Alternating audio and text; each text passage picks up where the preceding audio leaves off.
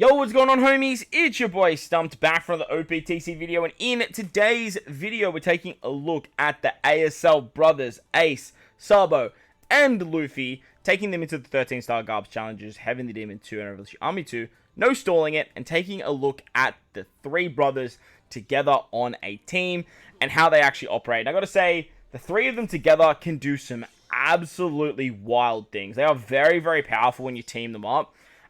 Because you can use them in very different ways of who you're going to use as your captains, who you're going to use as your subs, and who you're going to hybrid up them with. Now, in today's video, we are taking on the 13-star Garb challenges, which is fairly hard content and is fairly long content. We're actually no-stalling both of them with two different teams, but they do coincide of using Luffy as our captain with a friend SABO, and we are bringing SABO on the team. So, I guess this is a bit of a SABO showcase. But I will take SABO into some separate stuff and sort of just look at SABO without the brothers. But I really wanted to showcase the three of these guys together in some hard content, in some long content, and sort of showcase how they operate. So the upside, as I mentioned, to utilizing these characters is you can run Luffy as your captain, you can run Ace as your captain, you can run SABO as your captain, and they're all very viable with working with each other as a hybrid. Both Ace and SABO boost quick and psi characters.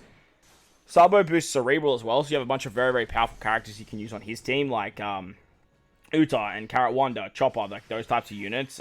Most of them actually already are psi and quick, but there are a lot of other characters that aren't that you can definitely use, like supports of Rayleigh and Corazon, stuff like that.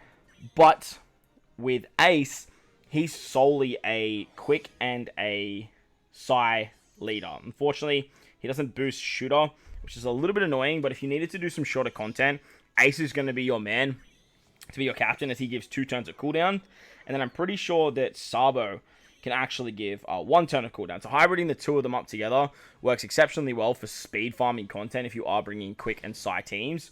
But if you're doing some longer content, running the main man Luffy works exceptionally well because Luffy's a rainbow captain, so then obviously you can just build out with whatever you need from your opposite captain, being quick and psi with Ace, or then cerebral quick and psi with SABO, and then you can get up to a 5.5 times rainbow captain with utility. Now this is long content, so Luffy just fit the bill perfectly.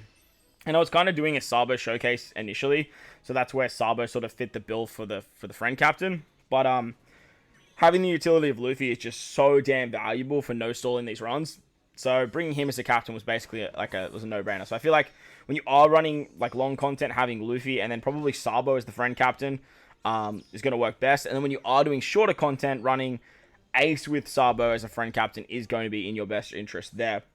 SABO as a captain is quite powerful. He's a 5.4 times captain to psi, quick, cerebral characters when you have matching slots, 5 times otherwise. He gives you 1.4 times HP, and he makes strength, dex, and tandem orbs have matching slot effects. If you use a chain multiplicative buff or a chain boost, though, he auto triggers his special on the next turn. And that is the main upside to running at least one SABO as a captain, is you actually get access to his auto trigger, plus you get access to matching orbs. The big downside that I was finding to running Luffy and Ace was running them as captains, you were just really struggling when it came to orbs. Now, Ace has a great ability to generate tandem orbs, which is awesome.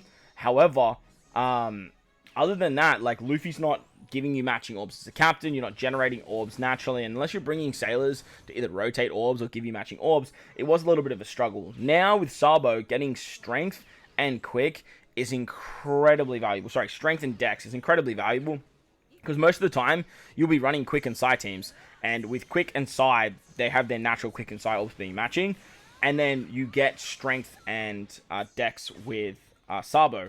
So, very, very powerful ability there. Luffy with a 5 turn orb boost is exceptional as well. So that way, it works amazingly. And if you're running him alongside, SABO alongside Ace, Ace makes quick and psi orbs beneficial. So, if you are running the hybrid of Ace and SABO for shorter content, getting matching orbs is very, very easy, as all you're missing is int, which I'm fairly certain, doesn't Luffy do something with int as a sailor? No, he doesn't. He makes recovery and tandem also matching slot effects as a sailor. Never mind there. But int is pretty much the only orb that's not going to be matching. So unless you like come across that, you are going to be smooth sailing. SABO special removes 7 turns of special blind, does 100 times his attack in non-typeless damage to one enemy, and then removes 7 turns of damage reduction. He also locks slots for 1 turn, and if you have a chain multiplicative buff or chain boost. He boosts the chain boundary by 3.0, maxing at 30 for 3 turns. Otherwise, he's a 2.7, maxing at 30. And if you have a lock chain multiplier when the special is launched, he extends it for 2 turns. And this is a really crazy ability. It's not super valuable in like shorter content, but in longer content, getting a chain boundary at 3 up to 30 to up to like 7 turns if you're running like 2 SABOs and popping their specials and doing all their auto trigger shenanigans is really, really valuable, because enemies can't blow away chain boundaries or chain locks, as it's treated as a negative buff. However, if you're using something like Luffy, who gives you 5 turns of an orb buff, when you move into the final stage of most content, they actually wipe away your positive buffs. You don't actually see the true benefits of that. Luffy has that ability to like hit perfects and get the chain multiplicative buff carryover, which is awesome, and what you're about to see right here moving into the final stage of Revolutionary Army 2. But if the enemy just blows away your positive buffs, you sort of just lose out on a lot of damage to what Luffy and even Ace is providing with his 3-turn chain boundary. So, having that chain multiplier carry across stages, sorry, not chain multiplier, that chain boundary carry across stages is super valuable, and having that ability to extend it with the auto trigger as well is super fun, because you can actually have the auto trigger, then use his special for either more damage reduction, removal, or anything like that, and then have it carry over. It works exceptionally well, obviously, with Luffy and Ace as well. Ace being the chain booster for 3 turns, Luffy being a chain multiplicative buff. You can easily pop one of their specials and then get it to carry into the next stage. And usually, well, you will definitely have the next stage of either Luffy or Ace, being a 3-turn with Ace and then the perfect carry with Luffy, that you'll actually get that 3 turns no matter what. So SABO's a lot of fun. He has a super class that gives a 2.5 times color affinity buff to Cerebrals, Quick, and Psy units as well. As long as you have Luffy, Ace, Garp, Koala, Hack, Rebecca, Ivankov, Inazuma, Lindbergh, Bella Betty, Kurosawa, Morley, Kuma, or Robin on the team, you can activate this. A lot of characters on that list, and a lot of good characters at that as well. The upside of having stuff like Robin there, the upside of having stuff like, what's his name? The Revolutionary Army there as well is very, very nice, because inevitably, like, those characters are always going to get better versions as well, which just buffs his character immensely. Another thing about SABO, he has a super tandem ability, and something to note with SABO, he gets a drastic buff when you get him to super tandem level 3. In both these teams that you guys are watching here, I have access to both SABO and Ace's super tandem. However, utilizing SABO's for the most part is going to be more beneficial. At level 3, as long as you have 1 Cerebral and 2 of the following characters that I just read out earlier, SABO gives an Ignite effect, gives a 1.5 times extra damage to Ignite, and gives you a 1.5 times Rainbow attack boost, which is very, very powerful. Maxing out at like level 5, you just need to tap with 2 characters and then SABO. He's a 2 times conditional boost and a 1.75 times Rainbow attack boost. However, it doesn't go through full immunity, but the ability to get this every single turn, and with the new like pressure debuff, this is so valuable, because getting that 2 times conditional is exceptional, and it can't be blown away by that pressure debuff. So SABO in this clip as well is at level 3, and at level 5 he's very, very good. However, if you have Ace, Ace has the ability to tap with 1 unit and then Ace, and you actually get access to Ace's super tandem ability. The downside to Ace's is that you have to have a tandem orb on that character or on Ace himself to actually get this to proc. And I feel like the reason they've done this is because if Ace doesn't have a tandem, and then you tap with like SABO, Luffy, and then Ace, you can actually access SABO's and not Ace's. So it just gives you a little bit of leeway when you are bouncing between the two. However, Ace has the ability to give a chain multiplicative buff at 1.5 and a 1.5 times Rainbow attack boost, and then just tapping on one character being Luffy, SABO, Garp, Curly Jadam, Markino, Yamato, Linaro, Mahal, Skull, and Ganru. However, sorry, his attack boost is only for Psy and Quick, so, and shooters. But when you are building teams with both SABO and Ace, you are basically going to be looking at quick Psy characters anyway. So having the ability to just like bounce between the two is really, really fun.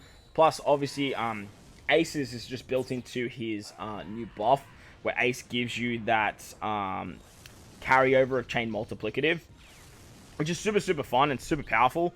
But in my opinion, it's probably something that you're not really going to use over something like Nami if there's paralysis. If there's paralysis, Nami is still going to be the way, and I decided to take her into Dofi 2 with this team as well, because she's great at removing damage reduction, there's paralysis on this content, so she can absorb that sort of stuff as a sailor. And she can give a chain buff as well, so you can still use the two of them on the team. However, I feel like nowadays, and what they're trying to push towards, is that if you bring Nami, you're not bringing Ace, and if you bring Ace, you don't need to bring Nami. But we'll have to wait and see how content sort of portrays that moving forward.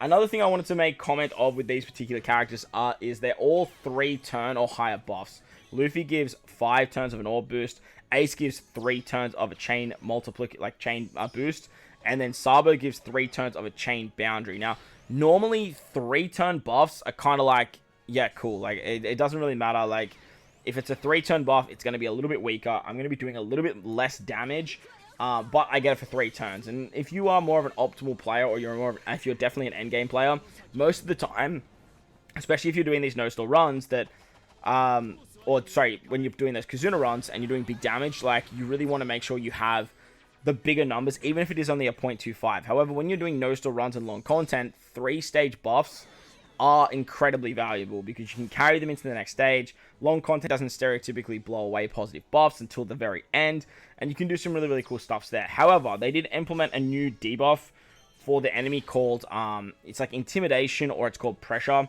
It was introduced in the Blitz Battle, I'm pretty sure it was in the Blitz Battle, where if you apply a buff to yourself, the enemy has the ability to either decrease its value, like if you turn a 2x attack boost into a 1.5, or to reduce it by 1 turn. Reducing it by 1 turn is the big one, because it can basically just take away the power of bringing all these powerful characters. And as we saw in the JP video, the Super Boss against Int Garp, it does seem like we're getting a free-to-play 5+ Garp.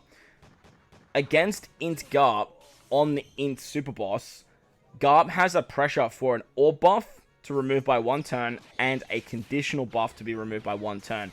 This is directly going to affect our girl Nami. They realized what they did with Nami. They understood they made her way too powerful, and now they're basically just saying, hey, how do we nerf her?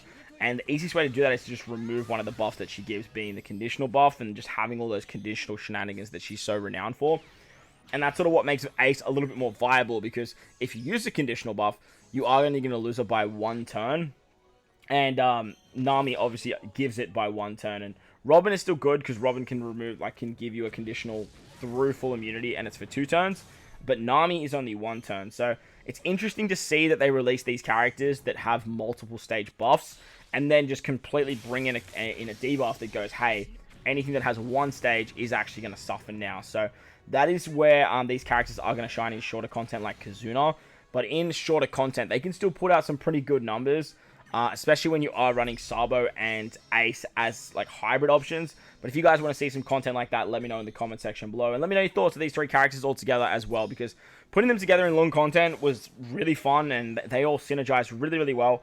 And they have access to a lot of very, very good characters, as you guys have seen in this video.